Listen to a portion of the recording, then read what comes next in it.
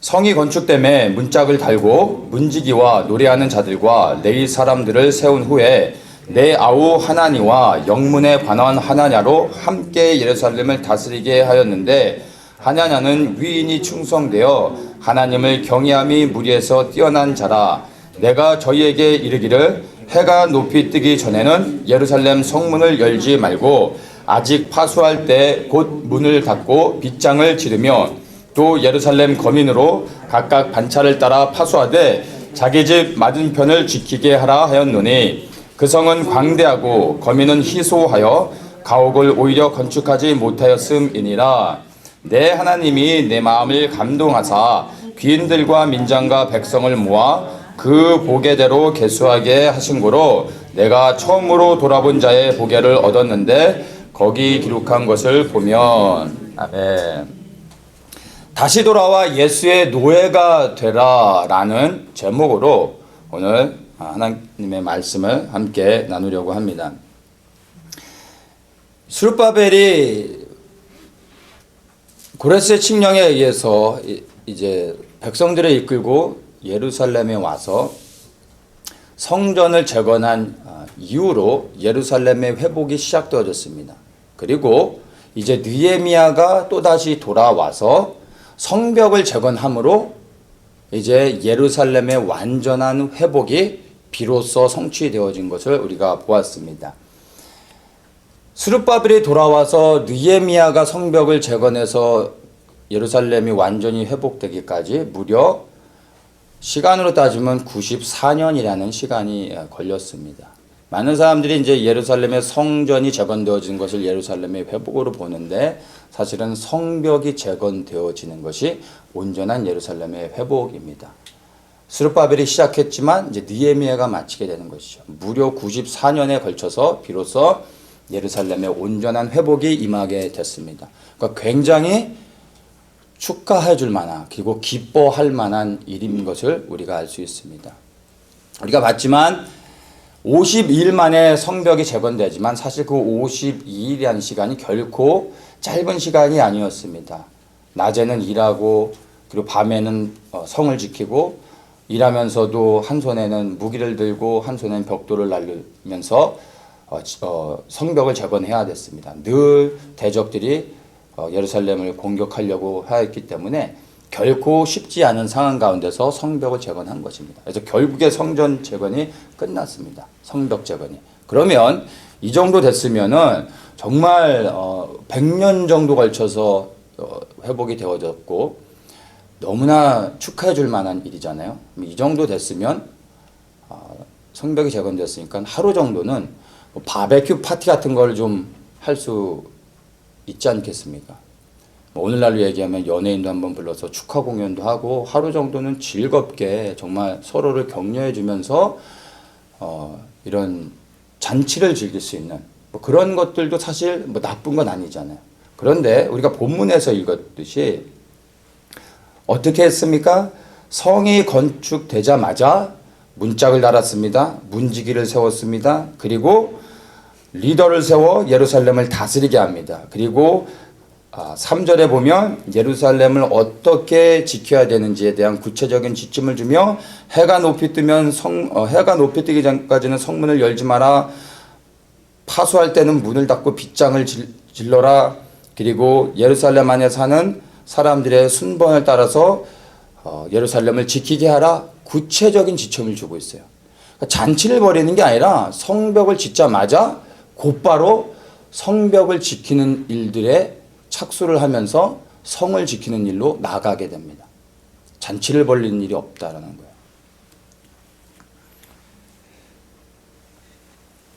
왜 이들이 하루쯤은 쉴 수도 있었을 텐데 축하해주며 격려해주며 하루는 그동안 쌓여진 여독을 풀 수도 있을 텐데 왜 그렇게 하지 않고 곧바로 성벽을 지키는 일로 그들의 자세를 바꿨을까요?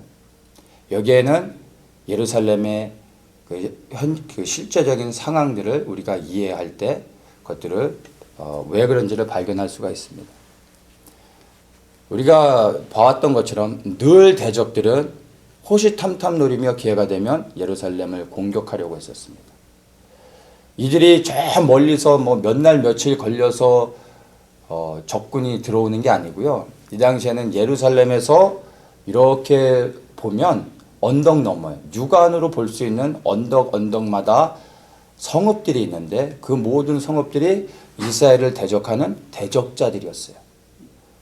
그러니까 사방에 대적자들이 있어서 언제 어디서 어떻게 쳐들어올지를 알 수가 없는 거예요. 그냥 언덕 하나만 넣으면 대적들이 공격에 들어오니까 늘 경계하며 사방을 지켜야 되는 상황이었던 거예요.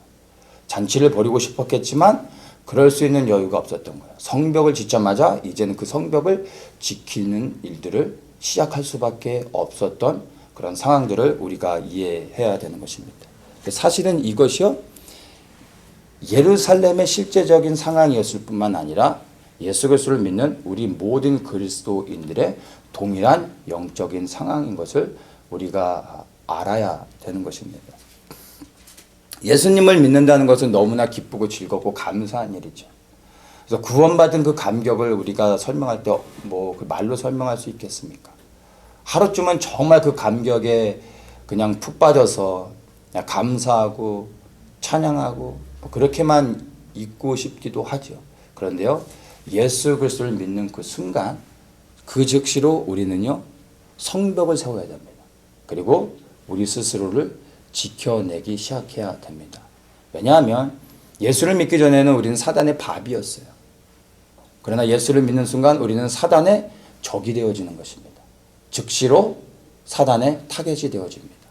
언제든지 사단은 우리를 공격하게 됩니다.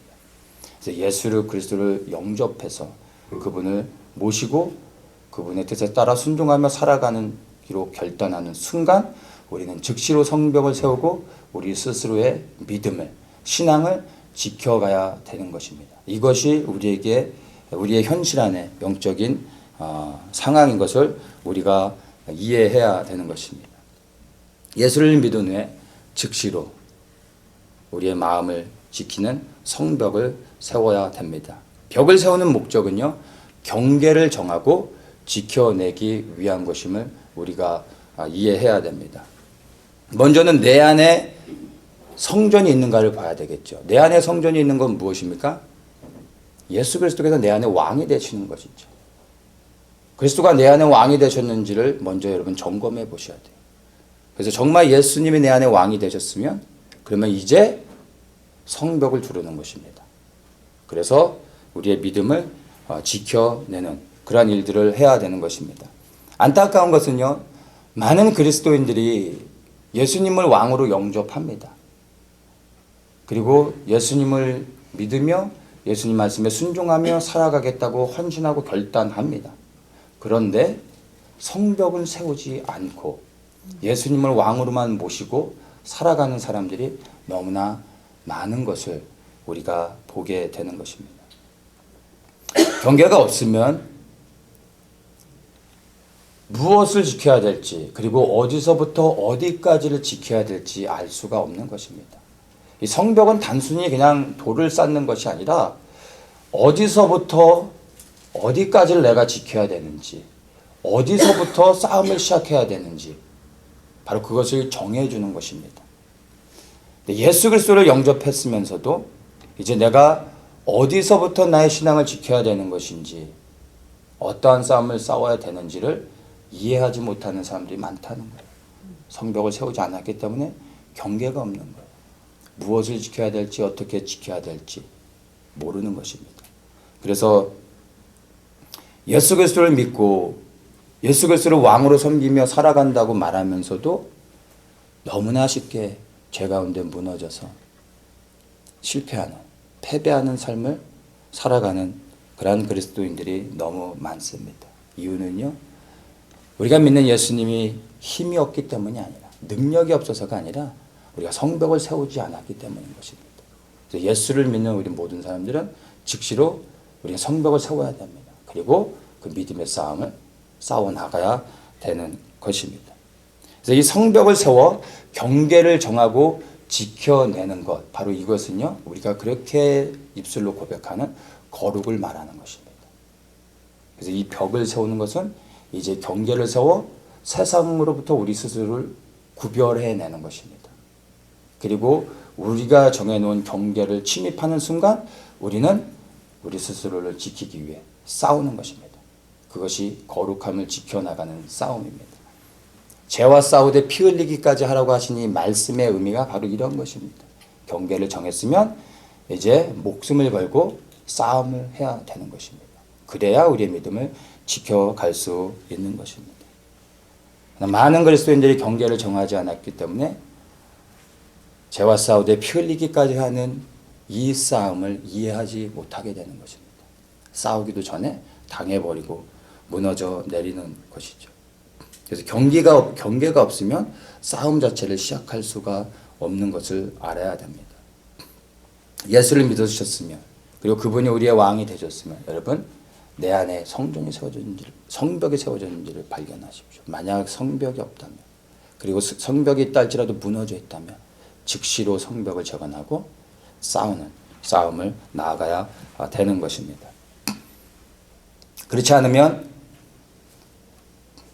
우리는 예수 그리스도를 믿으면서도 끊임없이 실패하며 사단에게 패배하며 그렇게 능력 없는 삶을 살아갈 수밖에 없을 것입니다.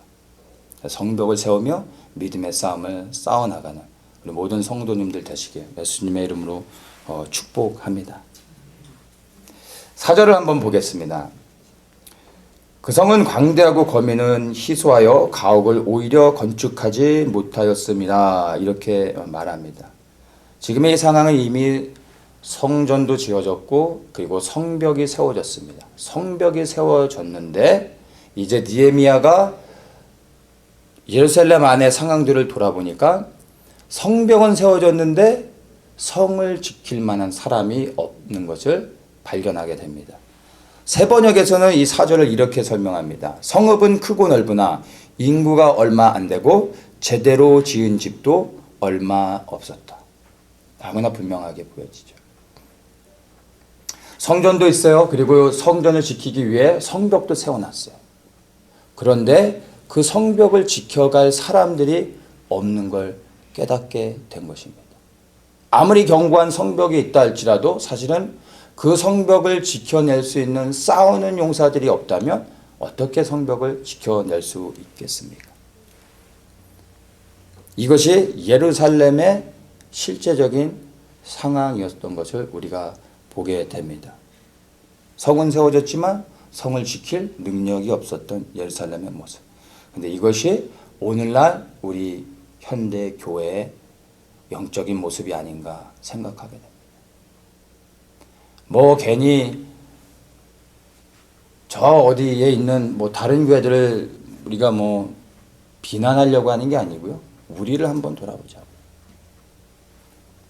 우리 교회는 성전이 세워졌습니다. 더 처치는 예수 그리스도께서 머리 되신 교회입니다. 예수 그리스도를 위해 존재하는 교회입니다. 우리에겐 성전이 세워졌어요. 성벽은 세워졌습니까? 우리가 세울 성벽은 무엇입니까? 지켜낼 경계는 무엇입니까? 하나님 나라입니다. 이 땅에 실제적으로 임할 그 하나님 나라. 이 땅에 실제적으로 임할 그 하나님 나라의 통치자로 오실 예수 그리스도. 그분이 다시 오실 것을 우리는 믿습니다. 예수 그리스도께서 이 땅에 다시 오셔서 통치하시기 위해선 예루살렘이 회복이 돼야 됩니다. 그래서 우리는 예루살렘의 회복을 위해 기도합니다. 그런데 그 예루살렘의 회복을 위해 우리가 지금 기도하고 있는 것은 북한을 열려줄 수 있도록 남과 북이 연합하여 이제 부르심 앞에 하나 되어 나아갈 수 있도록 우리 떠나온 조국 대한민국을 위해 기도하고 있는 것입니다. 바로 이것이 예루살렘의 회복을 시작하는 단계라고, 첫 시작이라고 우리는 믿기 때문에 우리가 기도하고 있는 것입니다. 그래서 우리에게는 지켜갈 성벽도 있습니다. 그렇다면 이제 우리가 무엇을 돌아봐야 됩니까? 우리에게 이 성벽을, 우리가 싸우는 성벽을 지켜갈, 싸울 수 있는 군사들이 있는지를 돌아봐야 됩니다. 우리에겐 그 성벽을 지켜갈 충분한 군사들이 있습니까? 우리에겐 아직 그럴 만한 충분한 군사들이 없습니다. 그래서 우리가 이것을 위해 기도해야 됩니다.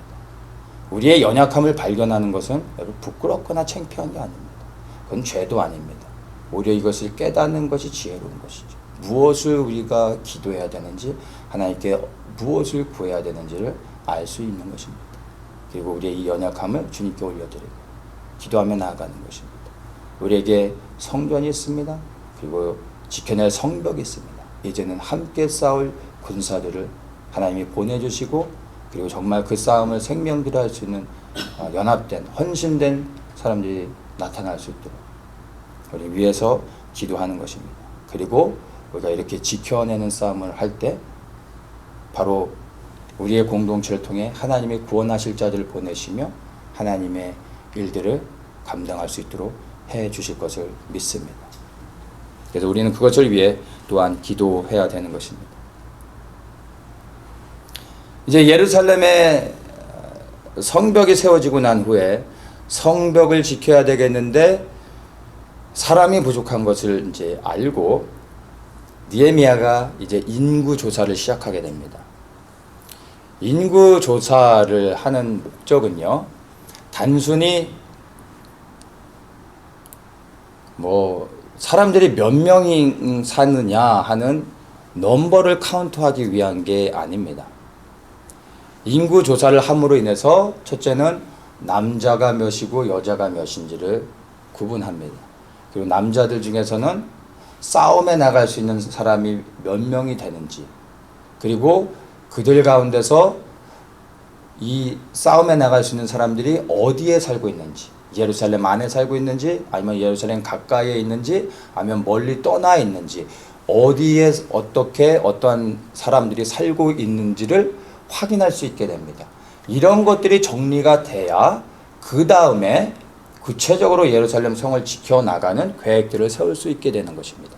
그래서 느헤미야가 이제 1차 귀환했던 스룹바벨과 함께 바벨론에서 돌아왔던 그 1차 귀환했던 사람들의 명단을 찾아내서 그 명단을 보면서 인구조사를 하며 이제 상황들을 하나하나 정리해 나가는 것입니다. 그래서 이 인구조사를 하는 것을 우리가 이해해야 됩니다. 그 다음에 이것이 정리가 되면 이제 예루살렘을 지키는 계획들을 실제로 세워나갈 수 있게 되는 것입니다.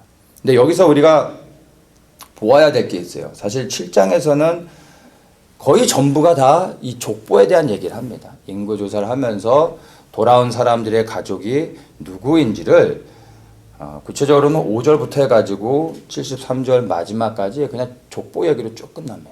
쭉 얘기하는데 우리가 주목해 봐야 될 몇몇 부류의 사람들이 있습니다. 여기 보면은 이제 8절부터 이렇게 시작합니다. 7절 마지막에 이스라엘 백성의 명수가 이러하니라 하면서 8절에 바로스 자손이 2172명이요 하면서 어떤 자손 몇 명, 어떤 자손 몇 명 쭉 나가죠. 자, 이렇게 쭉 나가다가 46절 한번 보겠습니다. 46절에 느디딤 사람들 하면서 설명을 합니다. 근데 느디딤 사람들 하면서 느디딤 사람들은 몇 명이다 라고 말하면 될 텐데, 느디딤 사람들은 하면서 시아 자손과 하수바 자손과 하면서 느디딤 사람들의 그 가족들 자손들을 쭉 설명을 하는데 이 사람들을 열거하는 것이 굉장히 깁니다. 전체 7장에 차지하는 그 비율에서 이 사람들에 대한 설명을 하는 그 부분이 상당히 많은 것을 우리가 확인할 수가 있습니다. 그래서 쭉 내려가서 설명을 하다가 57절에 솔로몬의 신복의 자손들은 하면서 또다시 설명을 합니다. 그래서 느디딤 사람들과 솔로몬의 신복들, 60절에 보면 모든 느디딤 사람들과 솔로몬의 신복의 자손이 392명이었느니라 이렇게 말해요. 결론은 뭐예요? 392명이라는 거예요. 그러면 그냥 느디딤 사람들과 솔로몬의 신복 392명이다 라고 하면 될 거를 거창하게 일일이 다 설명을 했단 말이에요. 결국엔 392명인데 다른 자손들은 2,000명도 되고 1,000명도 되고 훨씬 많잖아요. 근데 한 줄로 다 설명을 하는데 느디딤 사람들과 솔로몬 신복들은 둘이 합해서 자세하게 모든 가족들의 명단을 열거하면서 설명을 합니다. 그러니까 뭔가 의미가 있는 거죠. 그래서 392명, 고작 392명을 설명하기 위해서 이렇게 많은 분량을 할애했을까 하는 생각을 우리가 한번 해봐야 됩니다. 여기에서 우리가 발견할 수 있는 게 있습니다. 하나님의 의도하심이 있는 겁니다. 느디딤 사람들의 그 의미를 우리가 좀 알아야 되는데요. 느디딤이라는 단어의 의미들을 보면 Temple Slave Assigned to the Levi. 그러니까 레위 지파에게 배속된 성전 노예라고 우리가 이해를 하면 돼요. 그게 느디딤에 담겨 있는 의미 중에 하나입니다.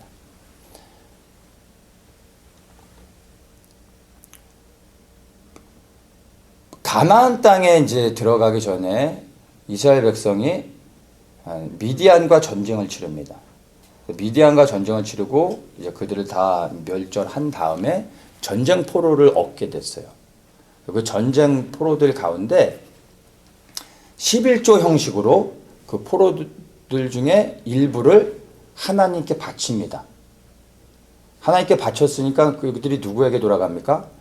레위 지파, 제사장 지파에게 돌아가죠. 그래서 레위 성전에서 섬기는 레위 지파에게 주게 됩니다. 그래서 이 전쟁 포로들이 그 이후로는 레위 지파의 노예가 되어져서 레위 지파가 하는 그 성전 섬기는 일들 가운데 허드렛 일을 감당하게 됩니다. 그러니까 물을 날르고 장작을 펴오고 청소를 하고 마당을 쓰는 뭐 이런 아주 천한 일들을 하는 사람들이 되어진 것입니다. 이게 느디딤 사람들이었습니다. 이 솔로몬의 신복들을 이제 보면은 여기서 신복이라고 개혁 성경에서 이제 해석을 하고 있는데 단어가 조금 좀 표현이 좀 정확하지 않고 노예를 말하는 것입니다. 그러니까 뭐 솔로몬 서번트라고 말하는데 그것보다도 슬레이브라는 단어가 좀 더 정확하고요. 이스라엘 백성들이 가나안에 들어와서 땅을 차지하면서 하나님께서 그 땅을 차지하고 난 후에 이방인들을 완전히 다 그 땅에서 쫓아내라고 말씀하셨는데 이스라엘 백성들이 쫓아내지 못한 족속들이 좀 있었어요.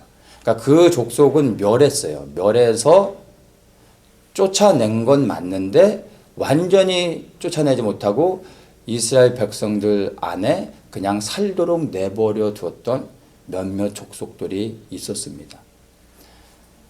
그 족속들 가운데 이제 예루살렘을 중심으로 해서 여부스 족속, 다윗이 예루살렘 성을 여부스 족속이 차지하고 있었는데 예루살렘 성을 함락하면서 여부스 족속을 이제 멸하죠. 그런데 그 당시에 여부스 족속이 예루살렘을 떠나지 않고 있었습니다. 그러니까 같이 살게 냅뒀던 거예요. 노예로 부렸던 거죠. 그래서 여부스 족속을 비롯해서 아모리 족속, 헷 족속, 저 위로는 브리스 족속, 히위 족속 이런 예루살렘을 중심으로 해서 이방 족속들이 살고 있었습니다. 근데 그들을 그냥 살도록 냅뒀던 거예요. 근데 솔로몬 시대에 솔로몬이 이 이방 족속들, 예루살렘을 중심으로 해서 살아가고 있었던 이방 족속들을 다 데려다가 자신의 노예로 삼습니다. 노예로 삼아서 자신의 왕궁을 짓는데 일을 하게 만듭니다. 그리고 이스라엘 사람들로 하여금 그 일을 감독하게 하죠. 그래서 바로 솔로몬의 신복이라 말하는 것은 뭐 솔로몬의 신하를 얘기하는 게 아니라 솔로몬의 노예가 되어진 전쟁 포로들이라고 말할 수도 있는 거죠. 이방인 노예들을 말하는 것입니다. 그래서 솔로몬을 위해서 노예로 살아갔던 사람들을 솔로몬의 신복이라고 설명하고 있는 것입니다. 그래서 이 느디딤 사람들, 그 다음에 솔로몬의 신복이라 말할 때 똑같은 의미가 뭡니까? 전쟁 포로들이었고요. 노예로서 예루살렘 안에서 노예의 신분으로 살아갔던 그러한 사람들을 말하는 것입니다. 근데 재미난 건 예루살렘에 돌아왔던 그 명단 안에 느디딤 사람들과 솔로몬의 신복이라고 말하는 이 이방인들이 포함되어 있었다라는 것입니다. 이것을 우리가 주목해서 보아야 하는 것입니다. 이 사람들이 왜 돌아왔을까요? 한번 잘 생각해 봐야 됩니다. 예루살렘이 멸망을 당했어요. 그러면 노예로 살아가고 있던 이 사람들에게는 사실은 잘된 일이에요. 왜냐하면 바벨론의 포로가 되어진다는 건 자신들뿐만이 아니라 자신들을 노예로 부리고 있던 유대인들에게도 동일하게 일어난 일이잖아요. 바벨론의 포로로 갔을 때 똑같은 신분이 돼버린 거예요. 근데 사실 바벨론에서는 자유롭게 살아갈 수 있도록 허락해 줬어요. 재산을 가질 수 있게 해줬고 자기가 원하는 일을 할 수 있게 해줬고 땅을 사고 집을 가질 수 있도록 허락해 줬습니다. 그래서 바벨론에서 다시 예루살렘으로 돌아갈 수 있도록 고레스의 칙령이 내려졌지만 예루살렘에 돌아왔던 유대인들은 5%도 안 됩니다. 그 당시에 바벨론에 흩어져 살고 있었던 유대인들이 한 100만 명 이상이라고 추정을 합니다. 돌아온 사람들은 4만 3천 명 정도예요. 유대인들은. 5%도 안 돼요. 그들이 왜 안 돌아왔죠? 바벨론이 자기들의 이제 고향이 되어진 거예요. 너무 편한 거예요. 거기서 자녀들도 낳고 그 땅에서 편안하게 좋은 직장과 잡을 가지고 비즈니스도 하면서 돈도 많이 벌면서 편안하게 살고 있는데 굳이 아무것도 없는 도리에 돌 하나 남지 않은 황폐된 예루살렘에 다시 돌아가서 맨 땅에서 시작하려면 싫은 거예요. 거기가 좋은 거죠. 누가 일어납니까? 아주 소수의 사람들이지만 하나님의 성전을 회복해야 된다는 그 열정을 가진 소수의 사람들만 돌아옵니다. 유대인들조차도 거의 돌아오지 않았는데 느디림과 솔로몬의 노예들 이들은요 유대인도 돌아오지 않은 그 땅을 다시 돌아온 거예요. 이들이 도대체 왜 돌아왔을까요? 이들이 다시 돌아온다는 것은 무엇을 의미합니까? 바벨론에서 누리고 있던 자유의 신분들을 포기하는 거예요. 다시 돌아와 스스로 레위지파의 노예가 되어져서 천한 일을 하면서 평생을 살겠다라는 거예요. 그걸 알면서 돌아오겠다는 거예요. 도대체 왜 이들이 이러한 결정을 했을까요? 이들이 처음에는 이방인으로 어쩔 수 없이 전쟁의 포로가 되어 레위지파에 귀속된 노예로서 성전 안에 허드렛 일을 하면서 살아갔지만 이들이 하나님을 가까이서 섬기는 일을 하다가 살아계신 하나님을 만난 거예요. 그래서 이스라엘의 하나님이 이제 자기들의 하나님이 되어진 거예요.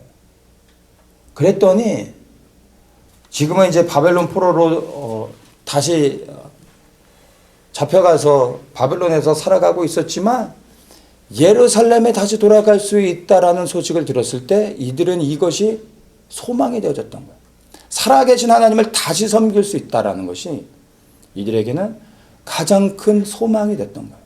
그래서 모든 것을 버리고 다시 돌아옵니다. 그 이유 하나 외에는 설명할 길이 없는 거예요. 유대인들조차도 돌아오지 않은 그 땅을 이 이방인들이 스스로 돌아와 다시 노예가 되는 거예요. 단 하나의 이유 때문에 살아계신 하나님을 섬길 수 있다는 그 소망 때문에 돌아온 것입니다. 세상의 사람들은 이들을 보면서 어리석다고 말했겠죠. 아니 주목도 하지 않았을 것입니다. 그리고 이들의 그러한 돌아오는 소식들을 아는 사람들이 있다면 멍청한 사람들, 가장 어리석은 사람들이라고 말하겠죠. 그런데요, 과연 정말로 세상의 사람들이 보는 관점과 같이 이들이 어리석은 사람들이었을까요? 우리가 이 본문을 읽으면요, 대부분의 많은 사람들이 족보 얘기 나오고 별로 뭐 은혜도 안 되고 다 지나갔죠. 이 느디딤 사람들이 읽을 때 누가 여기에 주목하겠어요? 다 지나가죠. 네, 하나님께서 이 본문을 읽으실 때 어떠셨을까요? 다른 사람들은 다 유대인들이잖아요. 뭐 원래 돌아와야 되는 거예요. 돌아와도 뭐 칭찬받을 일이 아니에요. 당연히 해야 되는 거지. 주님께서 하나님께서 이 말씀을 읽으실 때 46절에서 딱 멈춰서는 거예요. 느디딤 사람들. 유대인이 아니잖아요. 이방인이잖아요. 그리고 이들은 노예로 스스로 선택해 돌아오잖아요. 그러니까 주님 하나님께서 이 본문에 느디딤 사람들 해서 392명 이렇게 말씀하지 않고 일일이 모든 사람들의 이름을 열거하는 거예요. 기록하시는 거예요. 하나님이 기뻐하시는 거예요. 이들을 보아라라고 보여주시는 거예요. 이게 하나님의 마음인 것입니다.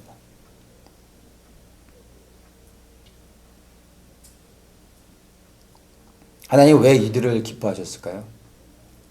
이유는 너무 간단해요. 이들은 유대인도 아니었는데 하나님을 섬길 이유도 없었는데 스스로 자유를 포기하고 노예가 되어 하나님을 섬기기로 헌신했기 때문에 하나님이 이들을 기뻐할 수밖에 없었던 것입니다. 예루살렘에 돌아와 가장 낮은 천한 노예의 신분으로 정말 허드렛 일을 하며 평생을 살았던 이 느디딤 사람들, 지금은 다 죽어서 역사 속에 사라져버린 이 사람들, 지금은 어떨까요? 이들은 정말 세상에 보잘것없는 그러한 인생을 살았던 사람들입니다. 그런데 지금은 어떤지 우리 한번 보기 원합니다. 세상에서는 주목받지 못하고 대접받지 못한 천한 삶을 살았지만 지금은 어떻겠냐는 거예요. 지금은 우리가 그렇게 소망하는 저 천국에서 하나님을 가까이에서 섬기며 영원한 생명을 누리며 살아가고 있음을 우리는 알 수 있습니다. 세상에선 가장 어리석은 선택을 한 사람들처럼 보여지지만 제가 볼 때 가장 탁월한 선택을 했던 사람들인 것입니다. 그리고 가장 축복된 삶을 지금 이 시간 살고 있는 것을 확신할 수 있습니다. 예수 그리스도를 섬기기 위해서 여러분 이 느디딤 사람들과 같이 우리의 자유를 내려놓고 우리의 누리는 그 어떤 것들을 내려놓고 기꺼이 예수 그리스도의 노예가 되어지기를 예수님의 이름으로 축복합니다. 여전히 세상 가운데서는 그게 어리석은 선택이라고 말하겠지만 여러분 우리가 그리스도의 노예가 되어져서 세상은 주목하지 않는다 할지라도 인정받지 못하고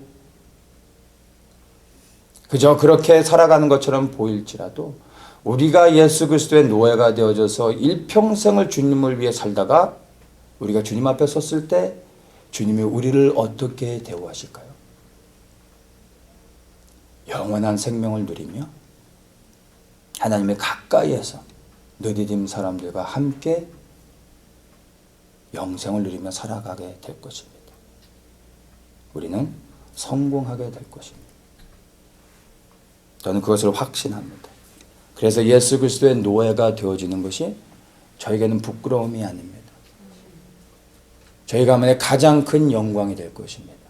이것이 동일하게 우리 모든 성도님들에게도 가장 복된 선택이요 우리 모든 성도님들의 가정에 가장 축복된 그러한 결단이 되어지길 원합니다.